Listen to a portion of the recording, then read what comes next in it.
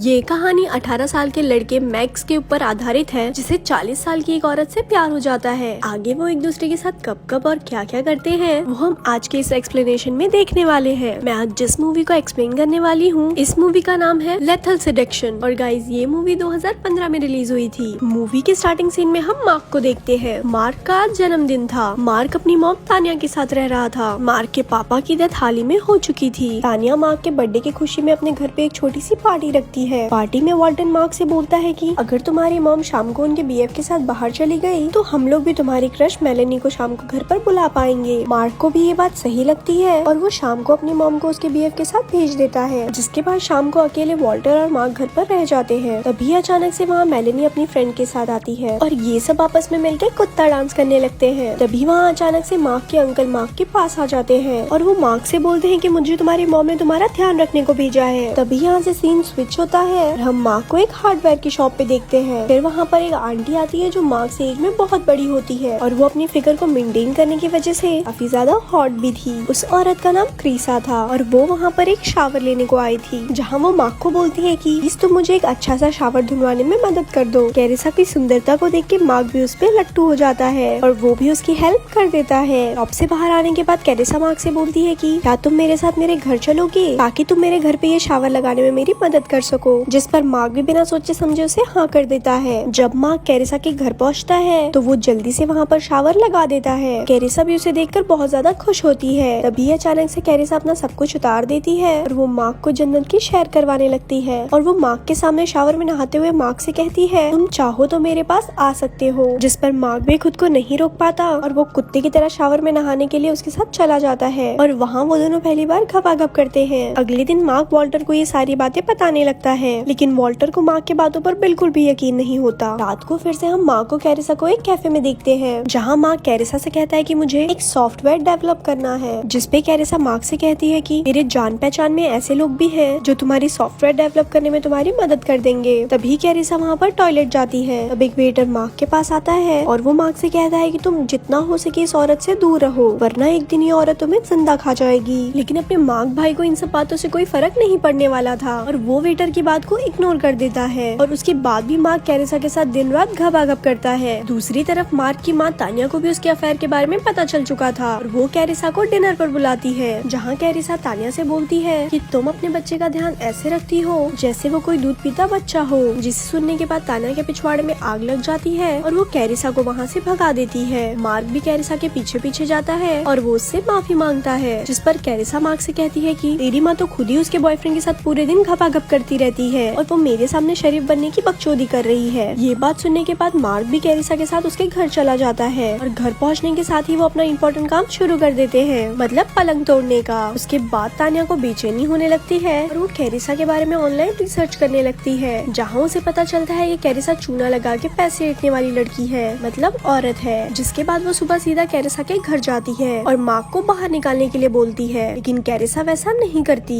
और वो तानिया को वहाँ से भगा देती है। जिसके बाद कैरिसा मार्क से बोलती है कि तुम अब हमेशा मेरे पास रहोगे, लेकिन मार्क अपनी माँ के साथ रहना चाहता था, इसीलिए वो उसके साथ रहने के लिए उसे मना कर देता है। अगले दिन मार्क को कैरिसा से दूर रखने के लिए तानिया मेलिसी के साथ मार्क को डेट पर भेजती है, जहाँ पहुंचकर मेलिसी और मार्क एक दूसरे को किस करते हैं और उन्हें आपस में किस करते हुए कैरिसा भी देख लेती है और वो मार्क के वहाँ से जाते ही मेलिसी को टॉर्चर करने लगती है और वो मेलिसी से कहती है अगर तुम मार्क से दूर नहीं हुई तो मैं तुम्हें जान से मार दूंगी। अगले सीन में हम देखते हैं कि तानिया के बॉयफ्रेंड उसे बोलता है कि तुम मार्क की कुछ ज्यादा ही केयर करती हो, जिस वजह से दोनों में बहस हो जाती है और इस वजह से दोनों ब्रेकअप कर लेते हैं। अगले दिन मार्क समझदारी वाली बात करता है और वो वॉल्टर से कहता है कि अब मैं कैरिसा को छोड़ दूंगा, मैं मेलेनी से पैचअप कर लूंगा। लेकिन यहाँ पर वॉल्टर गांडू वाला काम करता है, वो कैरिसा को जाके ये सारी बातें बता देता है। ये सुनने के बाद कैरिसा को काफी ज्यादा गुस्सा आता है और वो वॉल्टर को अपने ही घर में बंद कर देती है और वो मार्क को वीडियो कॉल करके अपने घर बुलाती है और मार्क के घर आते ही कैरिसा उस पे दारू की बोतल से हमला कर देती है, जिसकी वजह से मार्क वहीं पर बेहोश हो जाता है और कैरिसा उसका सब कुछ उतार के उसे साइड में बांध देती है। अगले सुबह तानिया मार्क को कॉल करती है, लेकिन मार्क उसका कॉल नहीं उठाता। जिसके बाद कैरिसा मार्क के फोन से तानिया को कॉल करके अपने घर बुलाती है, जहाँ वो गन दिखा के तानिया को हथकड़ी पहना देती है और वो तानिया को एक गन दे के बोलती है तुम खुद को शूट कर लो क्योंकि तुमने मार्क को मुझसे छीन लिया है। उस गन में बस एक गोली थी और कैरिसा उसे गन दे के उस घर से चली जाती है। तब तानिया मार्क को बताती है कि मैं ऐसा बिल्कुल भी नहीं चाहती कि तुम अपने डैड की तरह मर जाओ इसीलिए मुझे तुम्हारी हमेशा चिंता रहती है। दूसरी तरफ तानिया का बॉयफ्रेंड भी उसे काफी देर से फोन ट्राई कर रहा था, पर तानिया उसका फोन नहीं उठा रही थी। तब तानिया के बॉयफ्रेंड को याद आता है कि वहाँ से जाने से पहले तानिया ने उसे बताया था कि मैं कैरिसा के घर पर जा रही हूँ। जिसके बाद उसका बॉयफ्रेंड भी कैरिसा के घर के लिए निकल जाता है। उसके बाद तानिया रूम के अंदर फायर करती है और जमीन पे आराम से लेट जाती है और नीचे जमीन पे लेटने का नाटक करने लगती है, जिससे कैरिसा को लगता है कि तानिया ने खुद को मार दिया है। लेकिन कैरिसा के अंदर आते ही तानिया उस पर हमला कर देती है और वो मार्क को बचा के वहाँ से बाहर ले आती है। तभी वहाँ अचानक से कैरिसा फिर से इन दोनों के सामने आ जाती है। लेकिन तभी वहाँ अचानक से तानिया का बॉयफ्रेंड भी आ गया था। वो रॉड से कैरिसा को मार देता है, जिसकी वजह से कैरिसा वहीं पर बेहोश हो जाती है और ये लोग वहाँ बंद डब्बे में से वॉल्टर को भी बाहर निकाल लेते हैं। उसके बाद हम 1 महीने बाद का सीन देखते हैं, जहाँ तानिया अपने बॉयफ्रेंड को डेट कर रही थी और इधर मार्क भी मेलेनी को डेट करने लगा था। कुछ इस तरह से ये मूवी यहाँ पर खत्म हो जाती है। ऐसे ही और स्टोरीज सुनने के लिए हमारे पेज को लाइक करें। धन्यवाद।